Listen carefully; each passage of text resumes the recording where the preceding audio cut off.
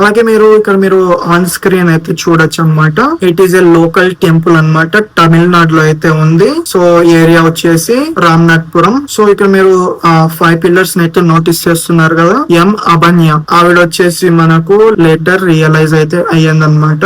This is not just pillars అని చెప్పేసి, but ఇది మనకు పీపుల్ ని క్రూసిఫై చేయడానికి, దానికి కట్టేసి టార్చర్ చేసి హింసించి చంపడానికి అయితే ఆ పిల్లర్స్ పెట్టారనమాట.